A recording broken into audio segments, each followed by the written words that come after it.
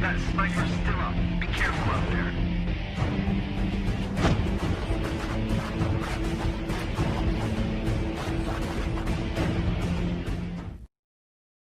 Bom dia, pessoal. Hoje é a nossa primeira aula de banco de dados do ano de 2016, embora estejamos ainda em 2015, né? Em primeiro lugar, eu gostaria de iniciar parabenizando, tá, aos aprovados do concurso de 2015. Tá? É com grata satisfação aqui que a gente viu que das 10 vagas, se não me engano são 10 vagas, 5 foram aqui do curso Cidade, né? Então isso aí para a gente que trabalha com vocês é bastante gratificante. E eu incentivo também para o pessoal que está começando agora, né, a estudar bastante, que é possível, basta acreditar e basta estudar, basta se dedicar, ok? Bom, então pessoal, nossa primeira aula de banco de dados já visando, né, 2016, né, como eu já falei, embora nós estejamos ainda em 2015, tá? Os nossos objetivos para hoje, pessoal, então, compreender os principais conceitos e definições referentes à segurança em sistemas gerenciadores de bancos de dados e na parte de recuperação de dados também. Tá? Isso aqui, esse material vocês vão encontrar, né, esse tópico, vocês vão encontrar lá no livro do Date. Ok? Então, dê uma olhada lá no livro do Date. Se não me falha a memória, é o capítulo 15, eu acho. Tá? Dê uma olhada que vocês vão encontrar isso aqui lá. Então, vamos lá. Bom, primeira coisa, né, pessoal, vamos dar uma contextualizada, ok? É comum a gente associar segurança de dados com a integridade dos dados, tá? Isso aí é um conceito bastante comum, é uma prática comum, mas não é bem por aí não, a gente já vai ver por quê. Os conceitos são diferentes, tá? Segurança vai tratar de um determinado aspecto e a integridade de um outro aspecto, embora quando a gente juntar tudo, né, eles vão contribuir para a nossa questão da segurança em si do banco, tá bom? Mas quando eu falo de segurança, pessoal, eu estou falando especificamente contra proteção de dados contra acesso não autorizado. Então, quando eu falo de segurança, eu estou falando que eu estou visando proteger os dados contra usuários não autorizados. Então, contra aqueles que não estão autorizados a, de alguma forma, trabalhar com aqueles dados. De uma forma geral, também, a segurança vai garantir que os usuários, né, tenham a permissão de fazer aquilo que eles estão tentando fazer. Ora, se eu estou garantindo com a segurança a proteção dos dados contra aquelas pessoas, contra aqueles usuários que não estão autorizados, por consequência, né, eu estou garantindo também que os usuários tenham a permissão de fazer aquilo que eles estão tentando fazer. Essa é a vertente da segurança. Por outro lado, quando nós falamos de integridade, está muito ligado à correção dos dados, ok? A manter os dados corretos, tá, pessoal?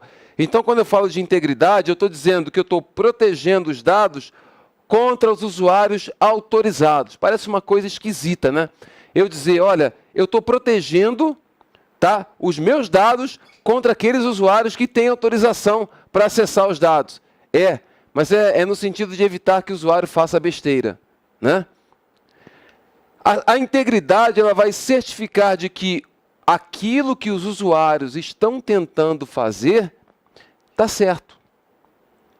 Ou seja, vai impedir o usuário de fazer besteira. Pelo menos essa é a intenção da integridade, tá, pessoal? Então, dois conceitos importantes aqui para a gente já começar a trabalhar. O conceito de segurança e o conceito de integridade, tá? Isso aqui está logo lá no começo do livro do Date. Vamos lá. E como eu falei para vocês, né, eles vão trabalhar em conjunto, né? Então, existem algumas semelhanças.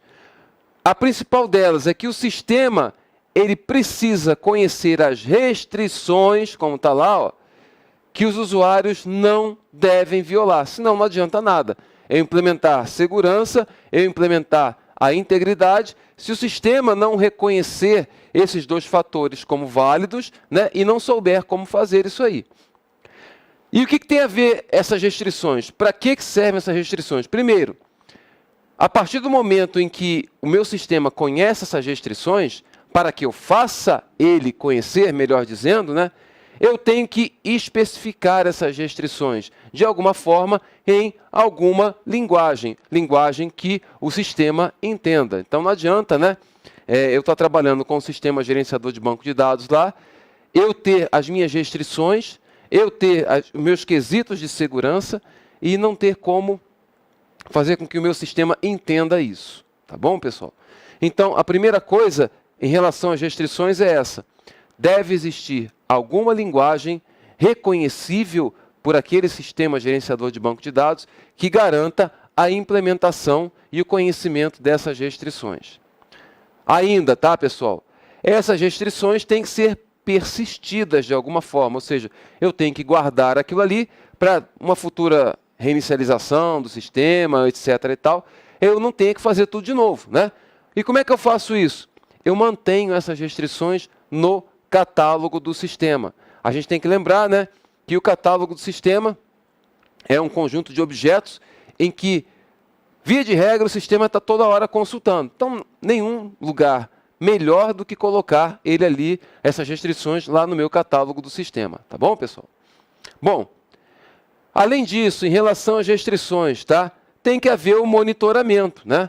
Então, o usuário, ele é monitorado contra as restrições, ou seja, o usuário tenta fazer uma operação e o sistema está sempre monitorando aquele usuário para verificar se aquela operação que o usuário vai fazer não vai violar alguma ou algumas das restrições que estão colocadas, né, implementadas por uma linguagem e persistidas lá no catálogo do sistema. É dessa forma que funciona.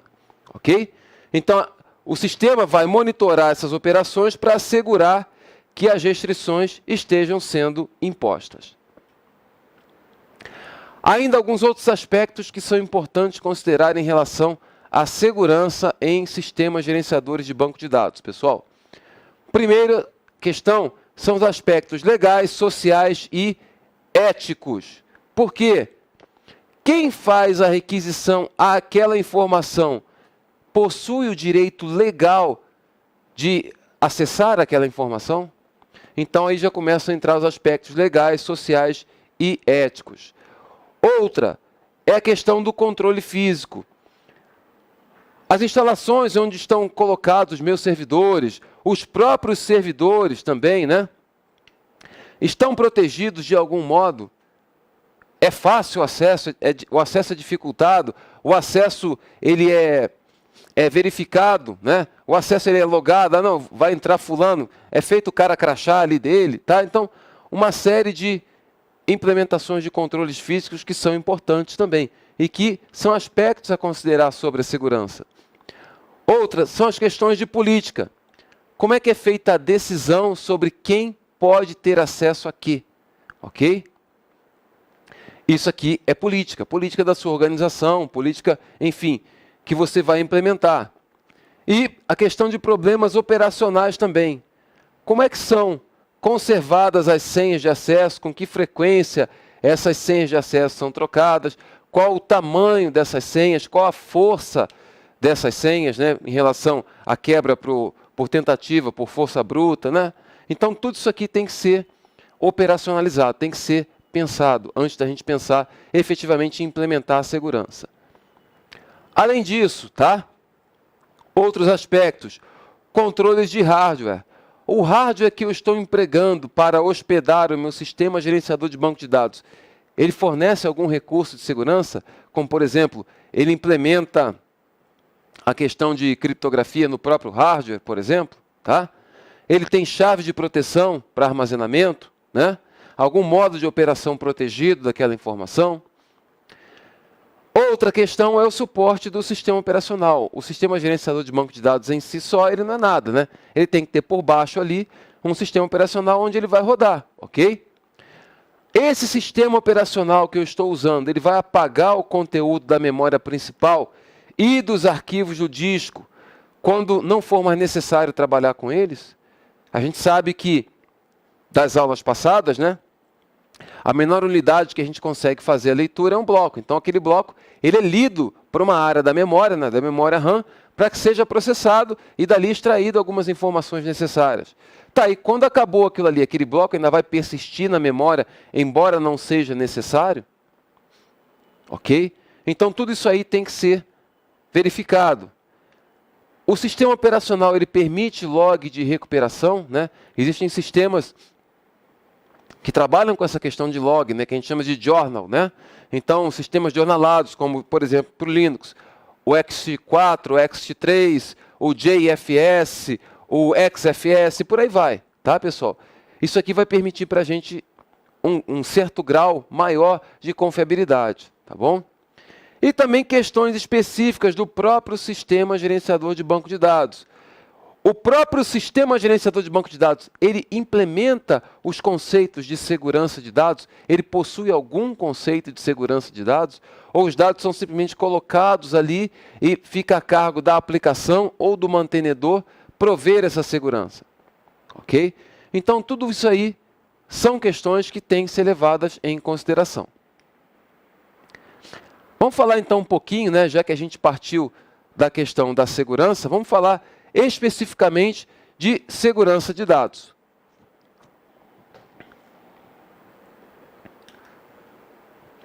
Bom, pessoal, o sistema gerenciador de banco de dados, os em uso hoje em dia, né, eles permitem duas abordagens gerais, tá?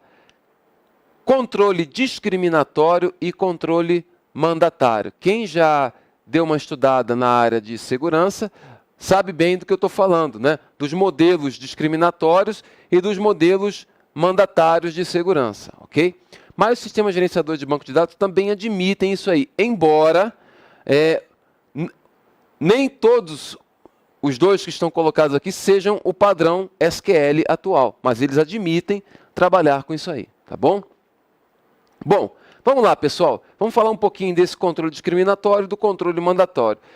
Nos dois modelos, o objeto de dados que eu vou proteger pode ser desde um banco inteiro, né, até indo lá no miudinho, né, um componente específico lá numa tupla. Tá? Então, posso optar. Isso aí vai depender da política que eu estou trabalhando, né? Do que eu quero deixar para que o usuário acesse, ok? Eu posso, desde o banco todo, até lá no miudinho, como eu já falei, né? Um item específico dentro de uma tupla. Isso é possível, ok? Mas, independente de qual dos dois sistemas eu vou adotar, tanto o discriminatório quanto o mandatário, eu tenho que ter em mente que as decisões quanto ao que eu vou permitir são decisões políticas, né? Ou melhor dizendo, né? Não políticas, mas de política, da política da sua organização. E não são decisões técnicas. Por quê? Tecnicamente já é possível, mas eu tenho que dizer o que eu quero. E se o que eu quero eu vou colocar na minha política. Tá bom? E o que o sistema gerenciador de banco de dados faz? Ele impõe essas decisões de cunho político a partir do momento em que elas são tomadas. É isso que ele faz. Então, a função dele é impor e, é claro, verificar, né, essas decisões, essas implementações, esses controles, a partir do momento em que eu tomei já as minhas decisões em função da minha política. Bom, os resultados dessas decisões, e eu frisei aqui para vocês, tá, pessoal, que são decisões políticas. De alguma forma, eu tenho que dar conhecimento ao sistema. Eu tenho que fazer com que o sistema gerenciador de banco de dados tenha o conhecimento daquilo ali para que ele possa, de alguma forma, implementar. E como é que se faz isso? Declarações de restrições de segurança em alguma linguagem apropriada. Nós já vimos isso lá no começo da nossa sessão, né? Então, com alguma linguagem apropriada, eu vou declarar isto para o meu sistema gerenciador de banco de dados. E, de alguma forma, isso aqui vai ser persistido, né? Memorizado pelo meu sistema. Onde? Lá no catálogo do sistema. Então, essas restrições são colocadas no meu catálogo do sistema. De modo que o sistema saiba e tenha condições de acesso e persistência desses dados. Ok? E quem é que trata essa questão? o subsistema de segurança do sistema gerenciador de banco de dados. Eu também conheço ele como subsistema de autorização. Esse cara vai fazer a verificação, ele vai fazer o cara crachar, né? Ele verifica se a operação solicitada, aliada ao objeto solicitado, aliada ao usuário solicitante, é válido. Eu posso ter, por exemplo, um usuário, João, tentando acessar a tabela aluno e tentando verificar ali a nota do aluno. Se todos esses três fatores combinados não violarem a política de segurança que está implementada lá no meu subsistema de segurança ou subsistema de autorização, se houver a permissão para isso, ok, ele vai acessar. Por outro lado, se o usuário João está acessando a tabela funcionários e quer verificar o salário de todos os funcionários, mas esse usuário não possui a autorização para isso, por exemplo, né, o subsistema de segurança vai realizar o impedimento dele, não vai deixar que ele acesse aquilo ali.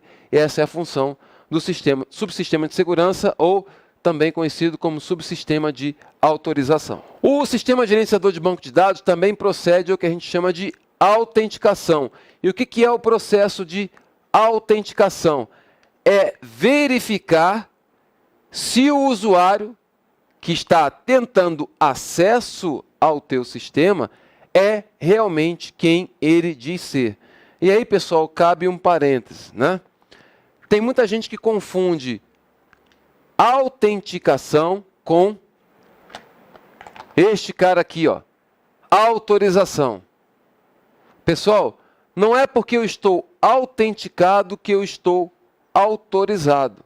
São conceitos diferentes. Vamos tentar entender isso aqui. Quando eu me autentico num sistema, eu estou tecnicamente dizendo para aquele sistema, eu sou o fulano.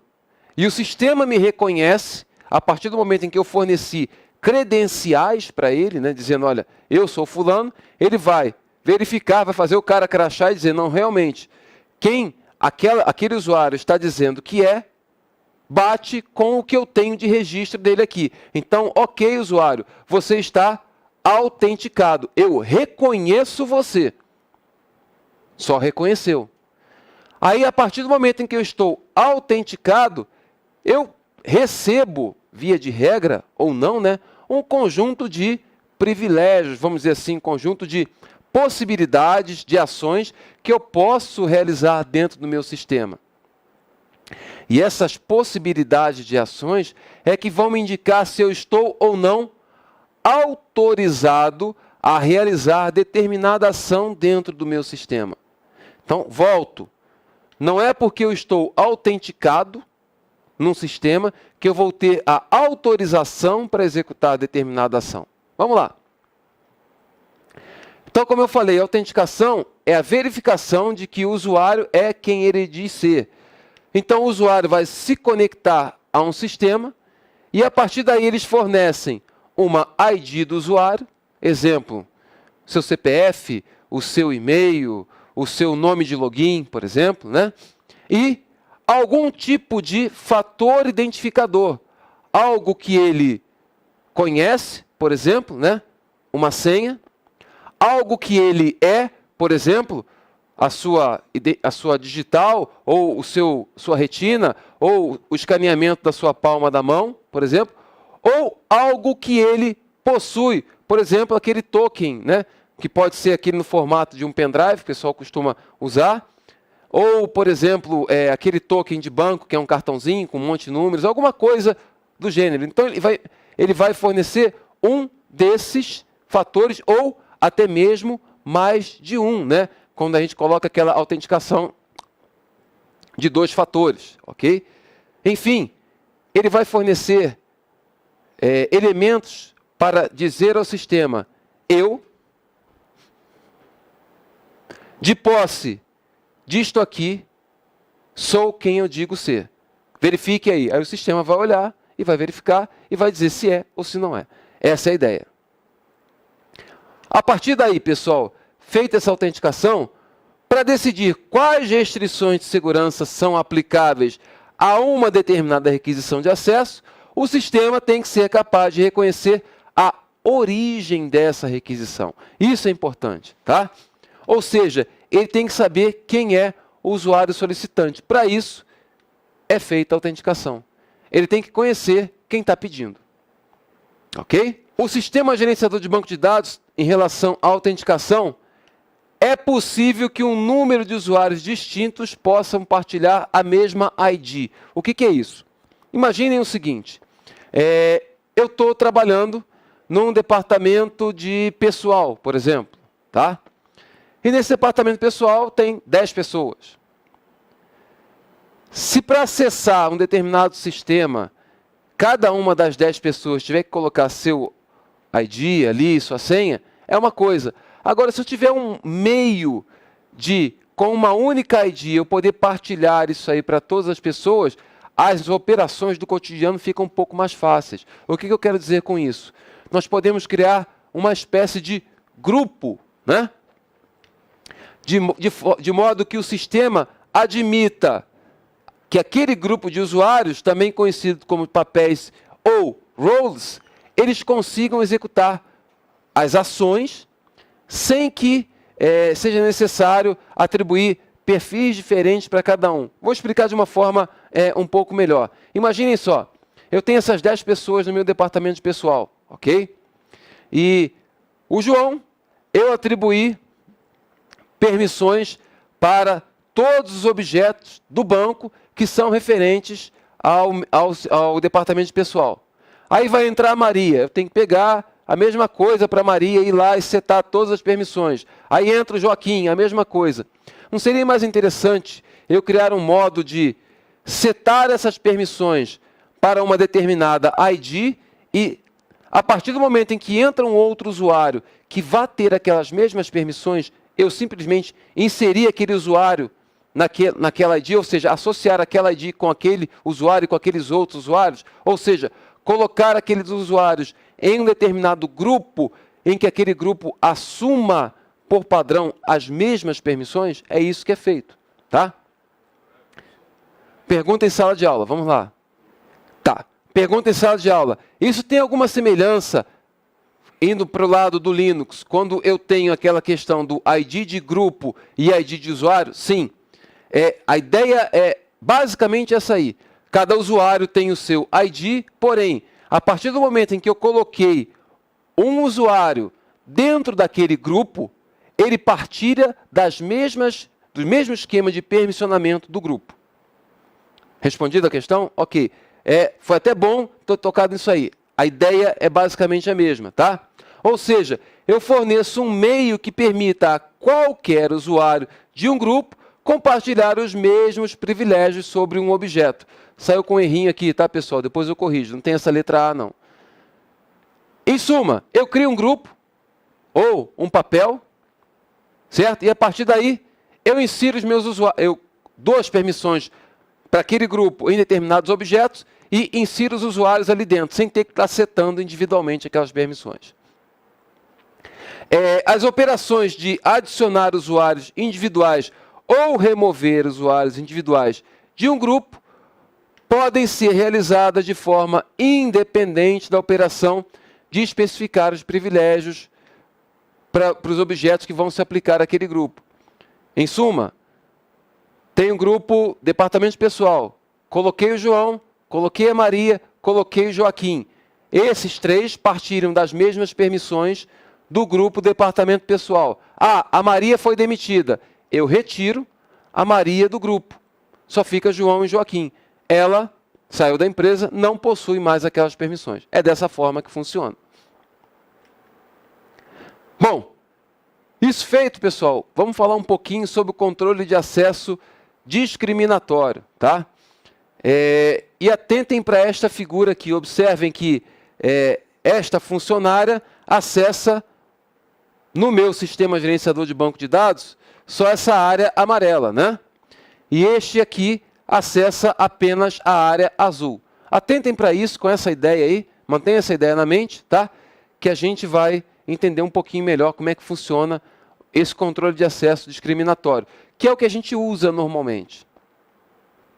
Bom, no controle de acesso discriminatório, né, o usuário vai ter direitos de acesso, que a gente vai chamar de privilégios, diferentes sobre objetos diferentes. É o que a gente costuma fazer. João tem direito de acesso na tabela A, Maria não tem direito de acesso na tabela A. Simples assim. Esse controle de acesso discriminatório, ele impõe poucas limitações sobre quais usuários podem ter quais direitos em relação a quais objetos, né? Ou seja, João pode ver a tabela A, mas não pode ver a tabela B. Maria pode ver a tabela B, mas não pode ver a tabela A. Ele é bastante flexível, né? Ele é bastante flexível. Ok? Vamos lá. Nós temos uma linguagem que vai admitir a definição dessas restrições de segurança. Essas definições são chamadas definições discricionárias. Daí, este controle de acesso discriminatório também ser chamado de controle de acesso discricionário. Ok? É uma palavra esquisita para a gente em português, mas está lá. Discricionário também é um sinônimo para discriminatório aqui, tá? Só que tem um detalhe importante, pessoal. Observem o seguinte.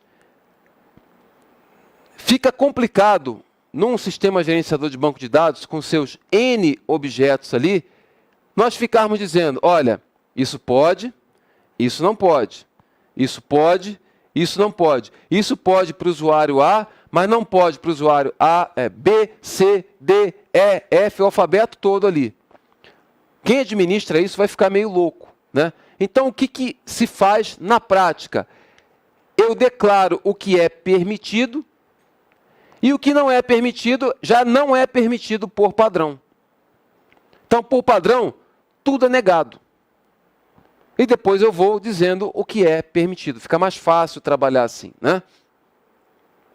Então, dentro desse contexto aqui, as linguagens de segurança, elas normalmente admitem a definição, mas não de restrições de segurança em si, mas de autoridades ou autorizações. Por isso nós tocamos nisso aqui.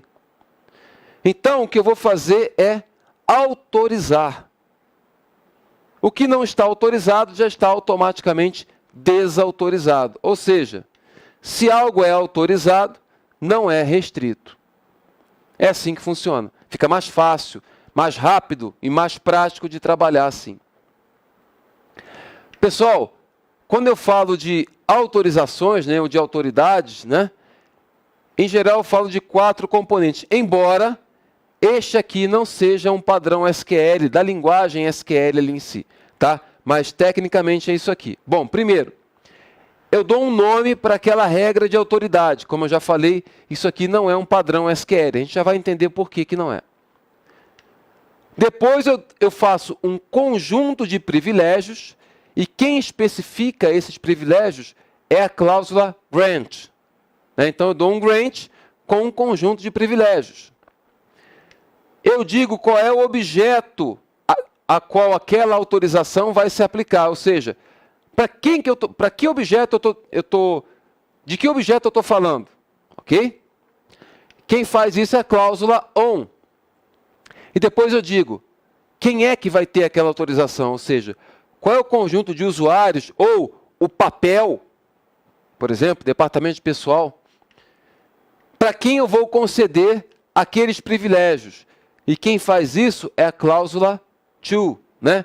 Então, um exemplo da sintaxe SQL, eu criei uma tabela aluno com nome do tipo varchar, nota do tipo real e identidade do tipo inteiro, tá? Desculpe, idade do tipo inteiro. Uma tabelinha simples. E aí, a partir daí, nós vamos começar a empregar o esquema de permissões.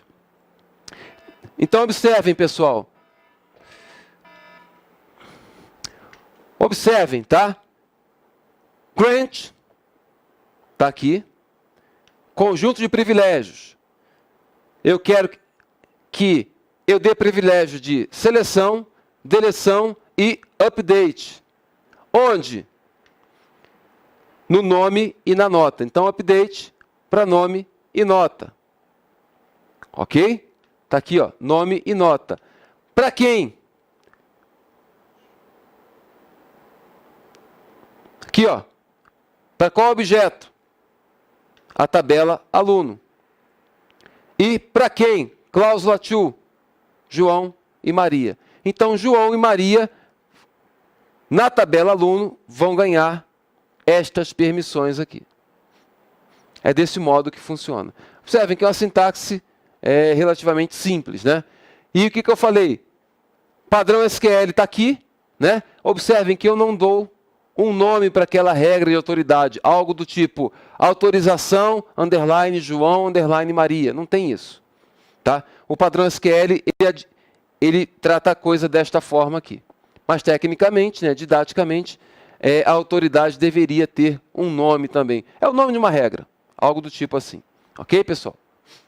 O que eu já vi ser cobrado em prova é justamente essa questão aqui. Tá? E perguntar o que estava sendo feito. Tá? Então, seria interessante vocês trabalharem a questão da sintaxe em si. Entender como é que essa sintaxe aqui funciona, que é bem simples. Grant, conjunto de privilégio, para onde vai e quem tem o privilégio. Ok? Onde ele é aplicado. Ainda sobre o controle de acesso discriminatório, uma coisa importante, pessoal, da gente tratar é a questão das trilhas de auditoria. Por quê? Eu não posso pensar, e seria muito leviano pensar, que um sistema ele é seguro por si só. Né? Ele está seguro, eu não preciso fazer mais nada. Não, ele não é perfeito. Com certeza, existe alguma falha que pode ser explorada. Principalmente se o invasor que estiver bastante determinado, né, e para aquele invasor a recompensa, seja ela financeira, seja ela por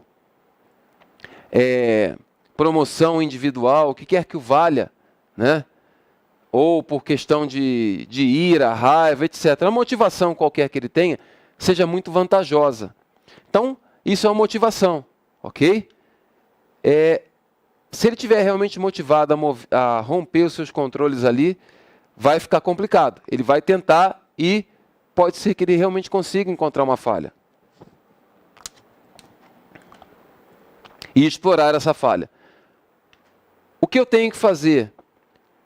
O uso das trilhas de auditoria, pessoal. Então, eu uso uma trilha de auditoria para que, nessas situações em que eu tenho dados que são confidenciais ou suficientemente críticos para uma empresa, eu consiga verificar o passo a passo do que acontece no dia a dia daquele dado. Tá bom?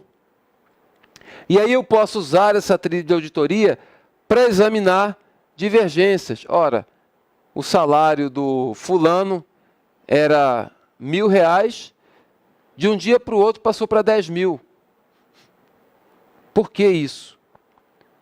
Será que foi feito alguma violação da segurança do meu sistema gerenciador de banco de dados para privilegiar alguém? Ok? Então aqui eu verifico depois, com esse batimento ali, com a verificação, né? Olha, era isso, agora está isso.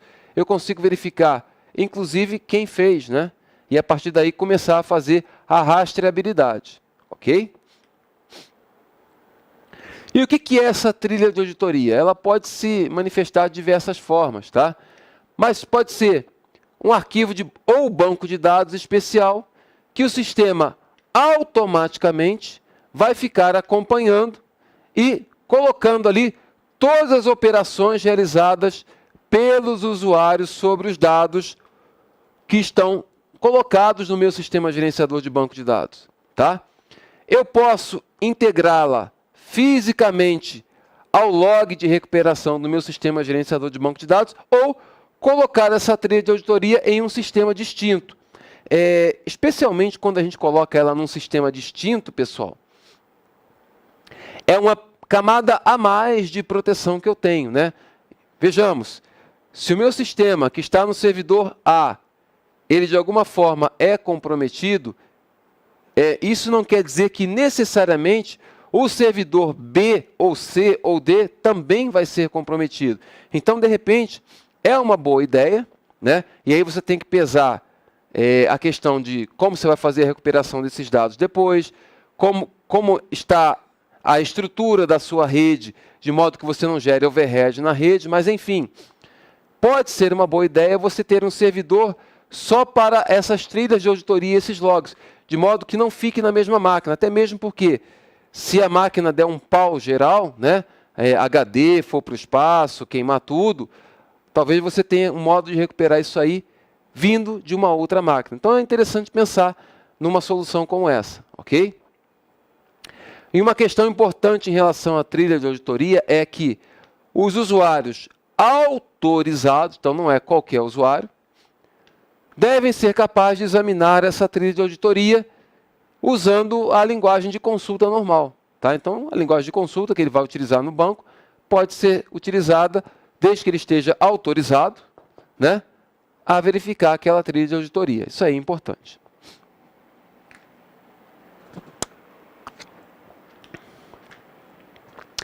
Tá, e o que eu tenho tipicamente numa trilha de auditoria, pessoal? Eu posso ter qual foi a requisição, então texto, né, ali da origem da requisição, como foi, qual é a sintaxe SQL que ela está colocada, de onde essa requisição veio, quem estava fazendo essa requisição, a data e a hora, né? O que foi afetado, então? Variável, relação, tupla, visão, etc. e tal. O que tinha antes e o que tinha depois, ou seja, como estavam os dados antes da operação e após a operação. Isso aí, pessoal, é o mínimo, né? E se deseja para a gente poder ter a rastreabilidade. Não adianta eu saber qual foi a requisição, qual era o valor antigo e qual era o valor novo, se eu não sei quem fez, de onde fez e quando fez. Não vai servir para muita coisa. Ok? Então, isso aqui é o mínimo que se entende ser necessário para uma trilha de auditoria. Você pode colocar muitas coisas mais. Mas com isto aqui, você já vai ter uma boa visão do ocorrido e a possibilidade da rastreabilidade. Ok? Bom, controle de acesso mandatário, né? Nós já vimos o discricionário, né? Ou discriminatório, e agora nós vamos ver o mandatário. E observem a figura agora, que ela modificou. Então, esta funcionária tem acesso à área amarela, né, do meu banco. Este funcionário tem acesso não só à área azul, mas também à área amarela. Tá? Então, guardem esta figura na mente para que vocês entendam um pouquinho melhor o que é esse controle de acesso mandatário. Vamos lá. Para o controle de acesso mandatário, pessoal, cada objeto tem um nível de classificação. Então, eu classifico cada objeto em um determinado nível. Ok? E ao usuário, eu dou um nível de liberação. Ok? Então, os objetos possuem classificação e os usuários possuem liberação. Aí a gente já vai entender por quê. O acesso para cada objeto só pode ser feito pelo usuário que tenha a liberação apropriada. Dessa forma, a gente entende que esquema mandatário é hierárquico, né, na sua forma essencial, na sua essência, e é bem mais rígido do que o sistema discriminatório. Ok? Vamos dar um exemplo aqui. Ó. Se o João pode ver a tabela A, mas não pode ver a tabela B, então isso significa que a classificação, né, é objeto, tabela, né, a classificação da tabela B é maior do que a da A, ok? Ou, colocando isso aqui de uma forma um pouquinho diferente, o nível de liberação do João não permite que ele veja a tabela B. Permite que ele veja a tabela A, mas não a B. Agora, olha o contrário. Se a Maria pode ver a tabela B, então ela também pode ver a tabela A. Por quê? Provavelmente o nível de liberação da Maria é superior ao nível de classificação, ou melhor, permite que ela veja objetos com nível de classificação da tabela A e também o da tabela B. Ok, pessoal? Então, ele é bem hierárquico, né? Dizendo quem pode ver o que, quando e onde, ok? E bem mais rígido. Se o João não pode fazer, ele não pode fazer realmente, tá? Quando é que eu aplico um controle de acesso mandatário, pessoal? Quando os dados possuem uma estrutura de classificação estática e rígida. Ou seja, um exemplo clássico disso aí, a gente poderia colocar se eu tivesse um banco de dados de documentos, ok?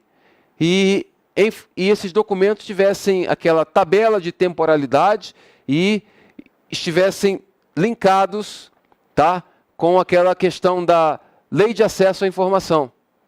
Então, olha, esse tipo de documento pode, esse outro tipo de documento não pode, mas eles são ranqueados, né? Eles são colocados em determinados níveis de classificação. Exemplo, ambiente militar ou ambiente governamental. Isso aqui é muito comum para documento. Você pode tratar assim, tá?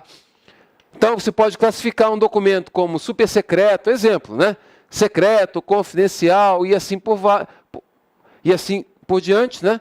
E a partir daí você pode dizer, olha, o João possui liberação para ver documentos secretos.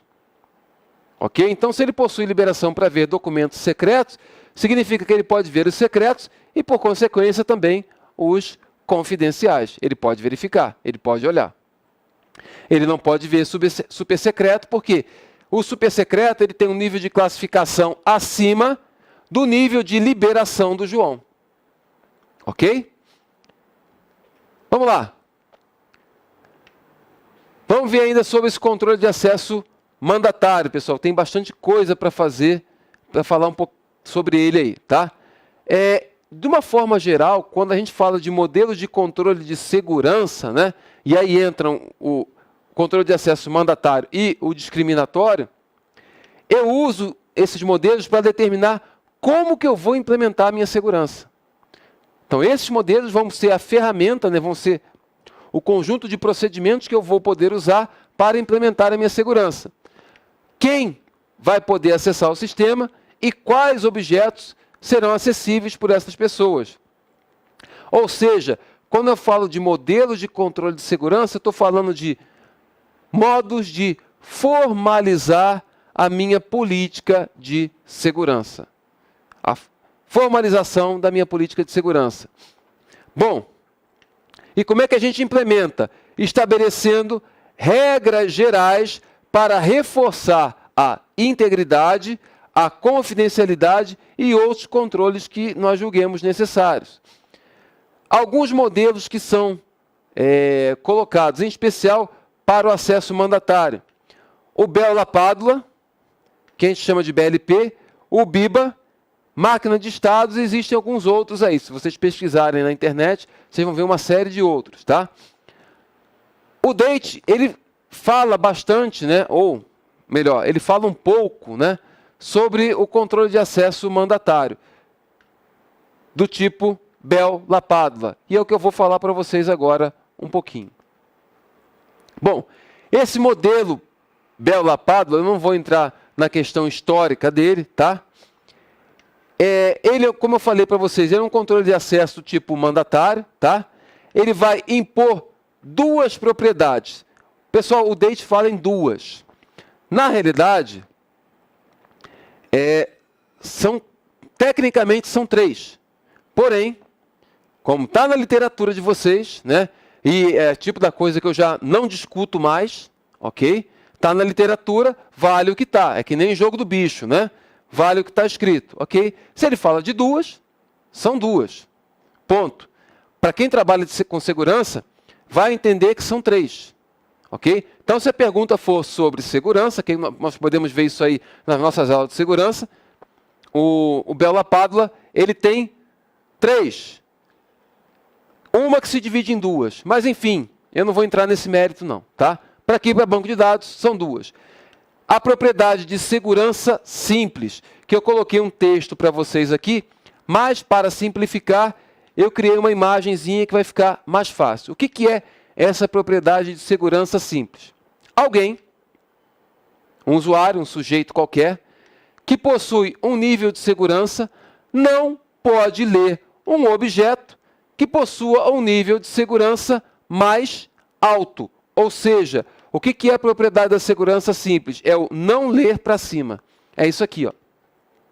Então está aqui os níveis de segurança, esse nível, este outro nível e este outro nível aqui, o último nível em amarelo. É claro que o nível que está aqui em marrom é o nível mais alto de segurança e o usuário está aqui no nível do meio. Então o usuário no nível no meio, ele pode ler os documentos do seu nível e ler os documentos abaixo. Porém, não pode ler, então está aqui o sinal de proibido, né? Ele não pode ler documentos ou objetos, ou o que quer que o valha, no nível de segurança acima. Isso aí é até lógico demais para a gente pensar, né? Porque a gente vê isso em filme, no nosso dia a dia, etc. e tal, tá? Então isso aqui não tem muito o que explicar, ok? Mas a propriedade estrela, ou propriedade de confinamento, e esta propriedade aqui que eu falei para vocês, que ela se subdivide em duas, tá? É a estrela e a estrela reforçada, só que ele não fala da reforçada, ele fala apenas da estrela, ok? Na realidade ele mescla as duas coisas, enfim. Para banco, propriedade estrela somente e deu para bola, pessoal, não vamos entrar em detalhes. O que ela diz? Um sujeito que está num nível de segurança X, por exemplo, não deve escrever para um objeto que está no nível inferior de segurança. A propriedade estrela diz, não escrever para baixo. O que é isso? Novamente, está aqui, ó. O usuário no seu nível de segurança, ele pode escrever no seu nível e pode escrever no nível acima. Parece estranho, mas é assim que funciona. Digamos que aqui seja super secreto, aqui secreto e aqui só confidencial. Este usuário pode criar um documento secreto. Mas também pode criar um documento super secreto. Fica estranho, mas é isso. Ele pode criar um documento super secreto. Isso não quer dizer que ele depois vai poder ler aquele documento. O modelo é restritivo a esse ponto, pessoal. Enfim, não é aula de segurança, tá? É uma aula em que a gente está colocando isso aqui para banco. Nas aulas de segurança a gente pode tratar isso aí de uma outra forma, ok? Mas o detalhe é que ele não pode escrever em um documento confidencial. Por que isso? Digamos que ele... Vamos olhar a propriedade anterior? Ele pode ler documentos no nível dele, que é o secreto, por exemplo. Imaginem que ele leu um documento pela propriedade de segurança simples, ele leu um documento secreto.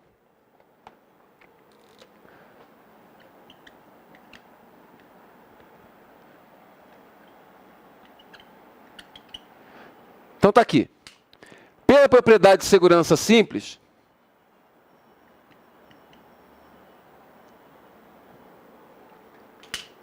o usuário que está no nível secreto leu um documento secreto. Então ele leu. Está de posse daqueles dados.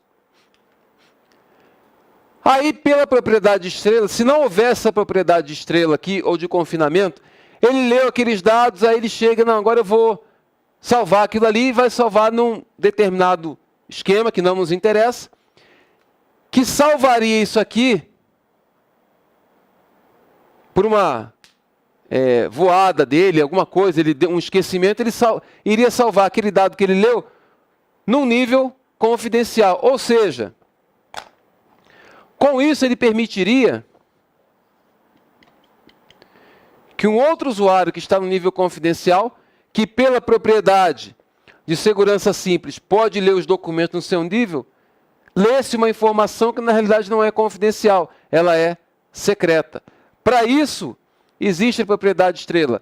Ele não pode escrever para baixo. Ele pode escrever no mesmo nível, que é a estrela, ou num nível superior. Ok, pessoal? É dessa forma que funciona. Parece esquisito no primeiro momento, mas em termos de vazamento de informações, é um modelo bem conciso, bem seguro.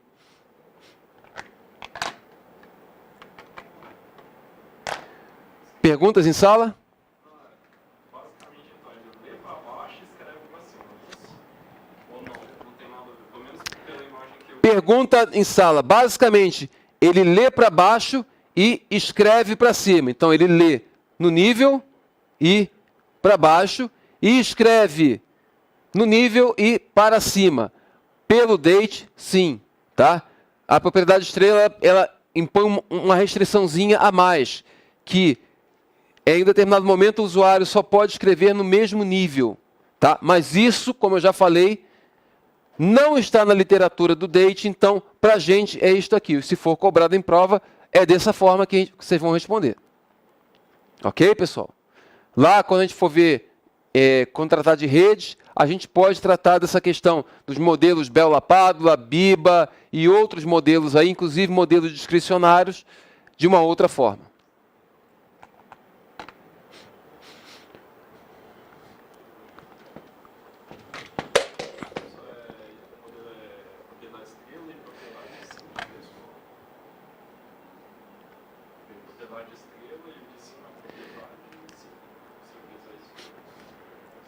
Tá. Bom, e o que eu já falei para vocês é isso aqui, ó. Por que surgiu a regra estrela, né? Para evitar que um usuário com classificação secreta, por exemplo, grave dados em um arquivo com classificação inferior. É dessa forma, tá, pessoal? Bom, vamos falar um pouquinho sobre banco de dados estatísticos. O Date fala bastante também sobre isso aí, tá? O que são bancos de dados estatísticos? São bancos que permitem consultas que vão derivar informações, não são consultas imediatas. De alguma forma você vai fazer algum tipo de derivação, de cálculo ali para obter as informações. E normalmente essas derivações vêm de agregações, ou seja, totais, médias, valor máximo, valor mínimo, etc. e tal. Só que tem um detalhe, pessoal, e a gente vai ver mais para frente, que é possível a gente obter informações desses bancos se não houver um tratamento adequado. Tá? Então, exemplos de bancos de dados estatísticos.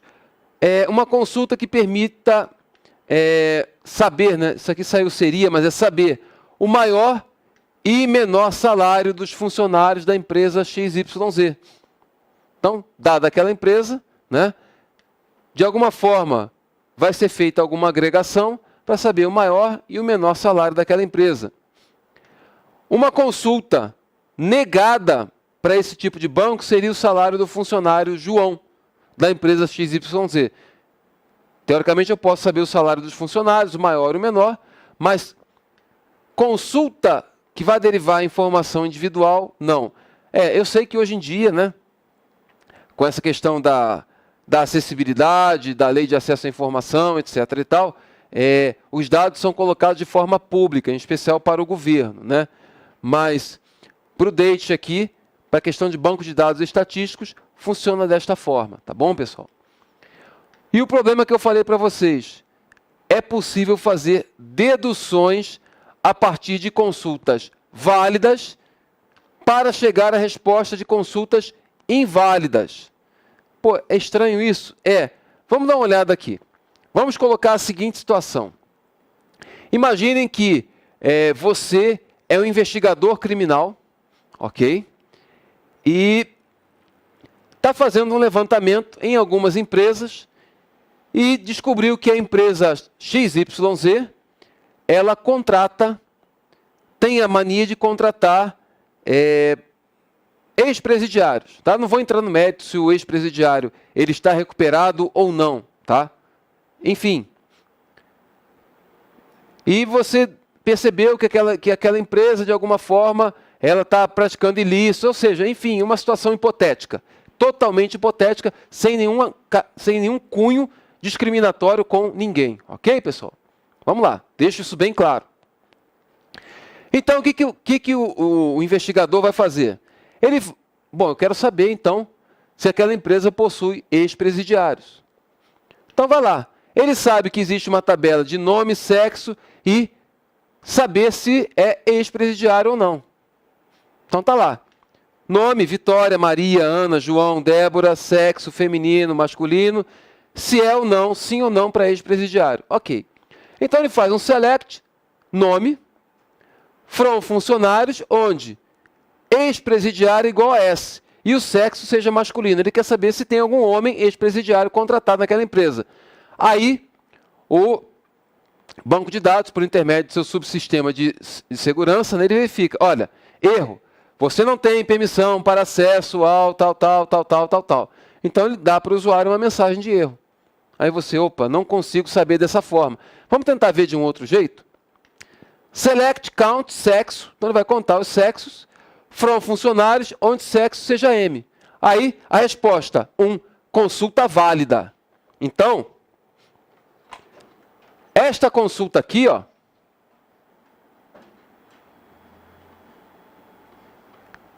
foi inválida.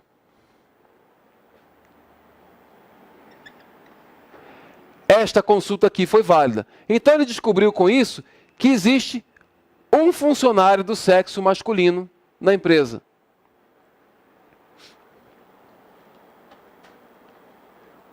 E ele sabe, ele tem certeza que aquela empresa contratou. Ele já fez sua investigação por fora, e ele tem certeza que aquela empresa contratou um ex-presidiário. Aí o que ele faz? Select nome, from funcionários, onde sexo seja M. Resultado, João, uma outra consulta válida. Ou seja, por intermédio de duas consultas válidas, ele consegue saber o resultado de uma consulta inválida. Ele consegue saber que o ex-presidiário é o João. Ok, pessoal? Então, observem que é possível fazer deduções a partir de consultas válidas para chegar à resposta de uma consulta inválida. Ou seja, da forma direta eu não consegui, mas utilizando meios indiretos, eu cheguei à resposta que eu precisava. Ok?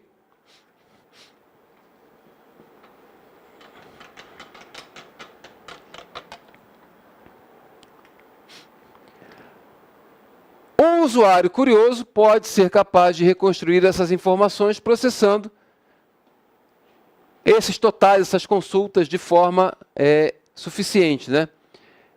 Esse problema, pessoal, ele tem a tendência de se tornar cada vez mais significativo, principalmente quando com o crescente aumento dos data warehouse, né?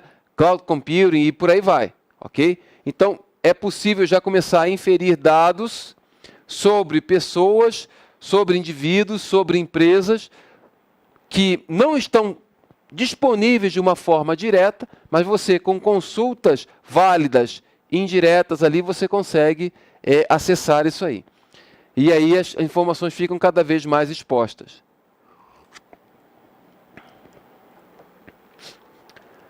Segundo o Date, para quase todo banco de dados estatístico, o que ele chama de localizador geral, né? Um localizador geral, ao contrário de um conjunto de localizadores individuais, ou seja, aquilo que vai no indivíduo, na pessoa, lembram? No João, sempre pode ser encontrado. Ou seja, este cara aqui, ó, que por intermédio de várias consultas genéricas ali, pequenas consultas, que não são consultas inválidas, e sim consultas válidas, esse cara aqui, o localizador geral, vai me indicar um localizador individual.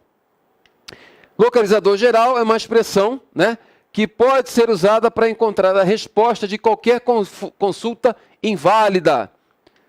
Qualquer consulta que envolva uma expressão que não é admissível pelo banco. E o localizador individual, ele vai funcionar apenas para consultas que envolvem um indivíduo específico, um localizador específico, né? Alternativas propostas. Existem várias alternativas propostas, mas nenhuma delas tem se mostrado eficaz, tá? Exemplo de uma alternativa proposta: troca de dados. O que é isso? Ao se localizar um valor específico, e eu coloquei para vocês aqui, por exemplo, um salário específico, quando aquela consulta, ou aquele conjunto de consultas, identificar um salário específico, o próprio banco vai fazer uma troca de valores de modo que não exista nenhum meio de saber a quem pertence aquele salário. Mas tem um detalhe técnico, né?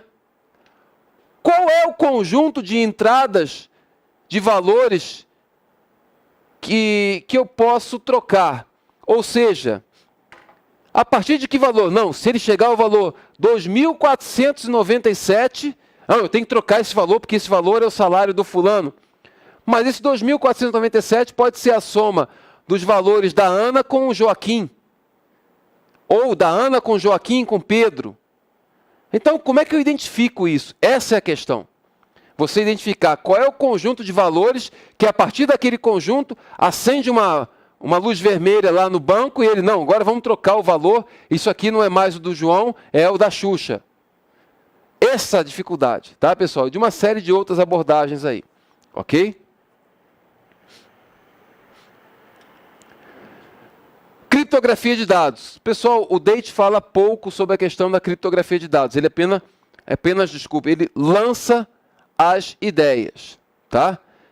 Então, eu vou falar rapidinho para vocês sobre como ele trata essa questão da criptografia de dados, para que a gente possa não deixar isso aqui passar em branco, tá? Bom, tem situações em que o controle de acesso ao banco pode estar sendo intencionalmente burlado, tá? Ou seja, o atacante não vai fazer uso dos sistemas de recursos do banco, mas sim, ele tenta burlar o banco, de alguma forma. Por exemplo, tira o HD do servidor. Ele obteve acesso físico ao servidor. Ok? Ele foi lá, de alguma forma, se fantasiou de faxineiro, alguma coisa lá, e entrou na sala do servidor e obteve acesso físico. Ou ele, de alguma forma, essa empresa, ela tem uma matriz e várias filiais. E ele conseguiu, pela internet, interceptar ali a comunicação. Fez o man in the middle, alguma coisa do gênero ali. Não interessa a técnica. Ok? E está conseguindo ficar no meio ali, né? Entre a comunicação da filial com a matriz e vice-versa, tá? Então está conseguindo interceptar esses dados. Como fazer, né? Contramedida eficaz, sugestão que é dada pelo Date, né? Criptografia de dados, tá? Ou você armazena esses dados de uma forma criptografada, é claro. Se você retirou o HD e aqueles dados estão de alguma forma criptografados, como por exemplo, usando algoritmos do tipo AES, que a gente vai ver lá na questão de segurança, para realizar a criptografia desses dados, você colocou uma camada a mais ali para dificultar a ação do atacante.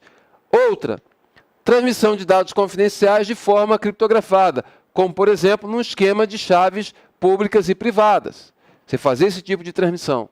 Ou com uma VPN, enfim, várias técnicas de criptografia que podem ser colocadas ali. O Date nem cita a questão da VPN, tá, pessoal? Mas ele dá essas ideias. Então, acredito eu que se houver uma cobrança em prova nesse aspecto, ficam as ideias e não o modo de execução propriamente dito, tá bom? Pessoal, vamos fazer o nosso intervalo, ok? De modo que no próximo tempo a gente entre em aspectos de segurança propriamente ditos em SQL.